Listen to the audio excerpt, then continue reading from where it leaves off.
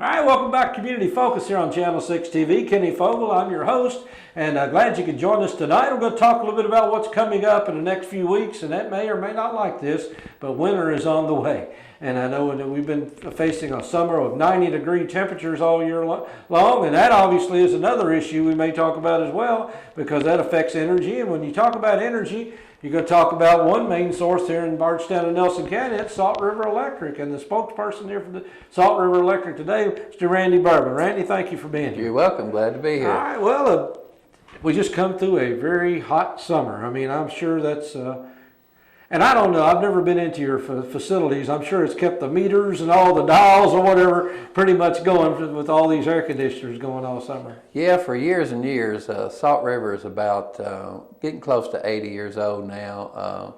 It was sort of founded in 1937. The first lines were energized in 1938. So we have been serving customers and their electric needs for a long time. For years and years and years, we were a winter peaking system. People didn't have a lot of air conditioning through the years, and I can't remember exactly what year that switched over, but air conditioning is a huge load now. You go into very few homes that don't have air conditioning anymore, at least window units. So it has been a hot summer. It's been one of the hotter summers this summer and last summer. People forget. I think if the weather holds out for the next 4 or 5 days and it hits 90, I think it's going to be about 55 days this summer that have hit 90 degrees, and that's pretty warm for central Kentucky. So we have been having a lot of usage. People have, probably had higher bills than some summers in the past. And as we kind of wind down here, hopefully the 90 degrees will eventually end. And hopefully we'll have a nice fall, but as we all know, after fall it's not long till winter comes. So it'll be a different type of way trying to keep your home comfortable, but we'll switch over from air conditioning to heating. Well, before we get into winterizing a little bit, or what we're preparing for, what's this do to our energy supply? I mean, I think you get most of your energy through coal. And so are we still looking pretty good right now? We got plenty of coal? What's going on? Yeah, they tell us we get our power from East Kentucky Power Cooperative, which is headquartered in Winchester, Kentucky. And it is primarily a coal-fired generation plant. But there is a substantial amount of natural gas now. Mm-hmm. And also we have what they call green power, which is either landfills, the gases that come from the landfills. They're getting into solar. So there are other forms. It's not 100% coal, even though we live in Kentucky, which is obviously a big coal state. Yeah. But as far as I know, we have no problems meeting demand. I think the supply is good on all three of those fronts, and there's been no shortage, no talk of brownouts or anything like that. So from what I understand, there's no problem with meeting the need of our customers on maybe I've been watching too many movies or something, but I guess I keep picturing, at some point when everybody's got their air conditioners on, it's peaking out, and all of a sudden you're worried, what's going to happen next? Well, it's good that you know what peaking is, because that is a big part of our industry. You don't have to have the amount of electricity that you need to have is when you're at your peak. Mm-hmm. And of course you're not at your peak. You have peaks and valleys, but certain times during the day, certain days of the month, certain times of year, holidays, Christmas, Thanksgiving, the hottest day in summer, the coldest day in winter, in the mornings when people are preparing breakfast, kids are getting ready for school, people are taking showers, and again in the evening when people get home and start doing the laundry and start preparing dinner. So you have to have the energy to meet that need. So, you do see that in movies and that sort of thing, but so far so good. We haven't had any problems with that. Is there a recommended time of the day to do stuff like washing clothes? I mean, would you recommend somebody? Well, at one time, when people were on what they call on-peak, off-peak rates, which really doesn't come into play anymore, but on their monthly electric bill. But yeah, I mean, if you want to help out, if you want to help the system, if you want to put less strain on the system, there's certainly things you can do. Like if you're a night owl, maybe do some laundry at night. If you're an early riser, maybe do some laundry, before Most people are getting up, going to work. Those things all help, and they do help our power bill substantially. So in a way, it can affect, rates and more importantly, the future, what we need to sustain electricity. So we have programs that it's called demand side management, where we try to shave the peaks and boost up the valleys, when people aren't using much electricity. Yeah. So all that goes hand in hand. It's worth thinking about. It's kind of hard to picture electricity. It's not like water where you can, if everybody turned their faucet on at the same time, it's pressure would go down. I mean, electricity doesn't have quite that same effect. No, you can't see it, taste it, touch it, smell it. You can definitely touch it. No, you can touch the power line that the electricity's in, which is very dangerous. But yeah, it is. A lot of people have trouble understanding electricity, and I've been in the industry now for 30 years, and I don't understand everything about it either. But you're right. You don't need to touch it.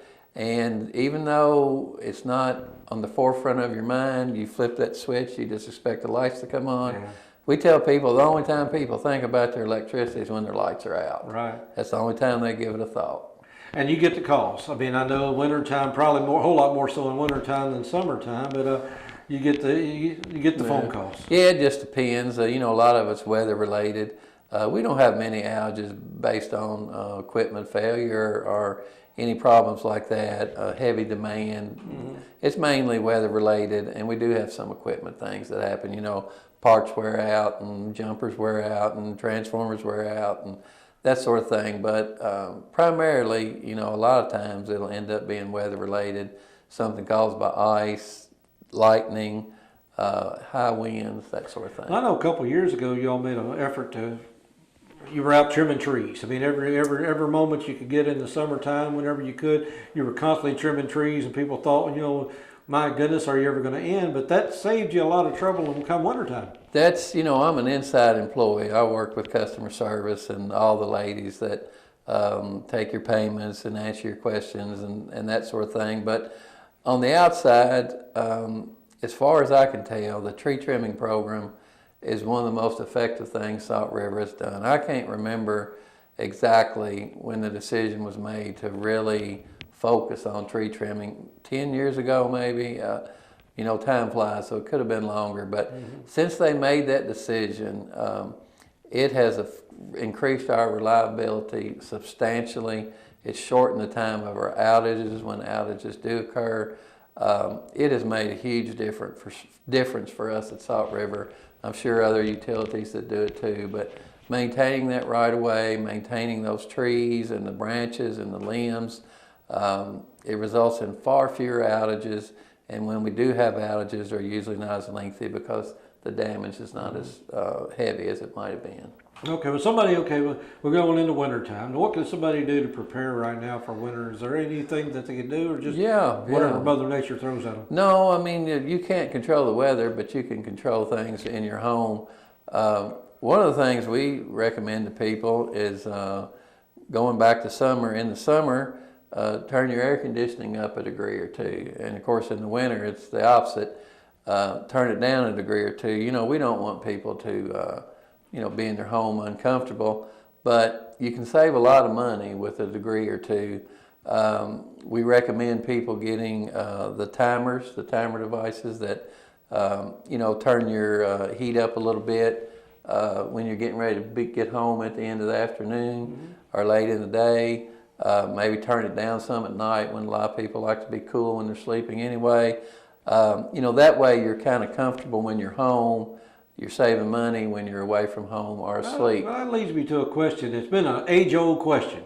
Do you save money by raising it up and down, or just leaving it constant all the time? You do save money. That's why we have the timers. People put them in and install them. There was a time when you would you could cost yourself money by instance coming home and you've had the heat down and you jack it up about 5 or 6 degrees. And that can still happen if the auxiliary heat comes on. Some of you that live in older homes have maybe done that. You can almost smell like a burning sensation, almost like a wood smoke sensation. That is the heating strips coming on, and that does cost more money and uses more electricity. But basically, if you just do it a few degrees here and there, you can save money, especially if you're, not every hour, but if you're gone from 8 to 5, for instance, whenever we go on vacation in the summer, I turn it up maybe like to 78, and you get home and you can put it right back down to 72 or whatever you want to keep it on. And it might be a little uncomfortable for a couple of hours, but if you're gone any length of time, you'll save money. Yeah. Well, you're talking about regulating your heat and things of that nature. Is there any way that do you all provide any kind of services for somebody to come out and sort of give you an idea of what you're doing right and what you're doing wrong? Yeah, we have a lot of what we call demand side management, and that is what you can do on your side of the meter, not Salt River side of the meter. We do offer a free home energy audits, and that's where a professional at our place comes in. People will ask for those sometimes if their bill has really changed. A water heater could go bad, a refrigerator could go bad, their heating or cooling system could go bad, and all could make your monthly usage get out of kilter. So you can do that, and as I say, Salt River offers that free. We also offer rebate programs for people that want to improve their insulation. That's called the Button Up Program. We offer rebates on appliances that you buy that are high efficiency. That's under the Energy Star program. There are numerous rebates. People could go to our website and look that up, but a lot of things that you can do to save money on your side. And a common question, you might not ask it, but I'd like to get it out there, is people say, you're one of the few companies that try to get people. Well, that was my next question. Well, I'm a mind reader. I'm a side job. Why do you all spend money advertising and promoting to get people to use less of your product, which of course our product is electricity, but it goes back to that demand side. We're trying to not have to build power plants in future years. We're trying to be able to keep everything under control, keep the cost of electricity down. Our big things are cost and reliability and safety. So, it really helps us to keep that demand down. Again, it lowers our power bill, that we have to. So you really don't make money if somebody uses more electricity. We're not buying more electricity. I know it's hard for people to believe, but we're first of all, we're not for profit. So, any money that we make after the cost of doing business is met, we return it to the customers anyway in the form of capital credits. We've given over $2 million a year now for several years, and it's a very large number of $1 million we've given over the last 15 to 20 years. I can't think of it off the top of my head, but yeah, I mean it helps us. We don't make any more money because you have a high energy bill. And if your bills are somewhat reasonable, you're not angry at us. So, we have a lot of reasons for, kind of wanting you to help keep your energy bill down. It does not hurt us for sure. Yeah. Now, y'all cover several counties, and not just Nelson County. We serve parts of 10 counties. We've gone over the 50. I knew 3, but I didn't know it was 10 of them. Yeah, we've gone over the 50,000 customer mark now. Just recently earlier this year. Our primary 4 counties are Bullitt, Nelson, Spencer, and Washington. About half of our customers reside in Bullitt County, about 20,000 or so in Nelson. I think it's over 5,000 in Spencer and over 4,000 in Washington. And then other counties, like I looked before, Marion County, for instance, we have like 150 customers. But we do have a few in parts of 10 counties, including Jefferson County. Okay. Well, as we go toward winter, is this part of the year you're not looking forward to, or is it just another day in the office? No, really things have kind of, we've had a few good years in a row at Salt River. This summer has been, it's been hot, but we haven't had a lot of bad, severe storms. Last winter, we didn't have any heavy ice storms. A lot of heavy snow that brought a lot of power lines down, that sort of thing. So, we're hoping for a good fall, and then hopefully another, somewhat mild winter. Cold temperatures aren't that bad for us. and even snow, unless it's very heavy. But you want to stay away from the ice storms because they're the worst thing a power company can face, because when the ice starts to accumulate, it brings down lines and tree limbs and that sort of thing. And like if a tornado or something comes through, well, that's it. But the ice storms will linger. You'll get one part of a line back up and then another part will break down. So there's something that we would really like to avoid, and I'm sure all the people living here would like to avoid. Start putting heated lines out there. Yeah. We're not there yet. Yes, no way to do that, I don't think. Well, when people call in for an outage now, they run into some of an automated system now more so than before. Yeah, if they call in during the day, during business hours, we take those calls unless it's like a massive outage, and then we have to switch it over to a call center so we can take more calls at the same time. We have an emergency hotline number, which is 1-800-221-7465. That's 24 hours a day, 365 days a year. During the day, most of the time they'll get somebody in their office unless it's like a very heavy outage. After hours, we have a group of people that answer the phone. It's called CallNet. That won't mean anything to anybody. But they use a lot of college students. Ours is based out of Indiana, by Indiana University, and they can take a lot of calls, a lot of heavy volume calls. People can also just leave messages. A lot of times, if we have 10,000 people out, there's a pretty good chance you're not going to get through. The good thing is we probably already know about it. You can leave any kind of message. You can report outages in a variety of ways online. On our website, automated attendant. There's a lot of ways you can do it, but we always get pretty good in customer satisfaction on our response to outages, and we're pretty proud of that. Well, like I said, with things automated now, I guess in a lot of cases, as you mentioned, you probably know the outage before somebody calls in. You probably already really know about it. Yeah, like I said, I'm more of an inside person at Salt River, but I go out to our warehouse, and that dispatch room in there, it looks like NASA to me. And when I started 30 years ago, they wrote outages down on a little slip of paper.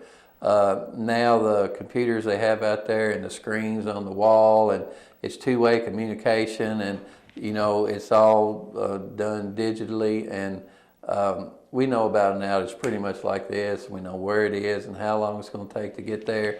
The only thing, the physical manpower comes into play, how long it takes to make this repair, how long it takes to get to the site on an icy road, those sort of things. But the technology nowadays is unbelievable. Well, like I said, I've said this many times, and we've talked about heroes, and some of my heroes are these people that get out in the mud and the ice and the below zero temperatures and try to keep our electricity on for us. So for all those people out there, we definitely thank you very, very much for what you're doing.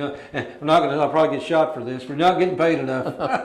Well, the thing is about being a lineman, and they'll tell you this, on a beautiful spring, fall, summer day when there's no problems, they're paid well enough. But on those nights when that wind's howling and that temperature is below zero and they can't wait till the weather gets better, it'd be hard to pay them enough because it's a job where you can lose your life, it's a difficult thing to do.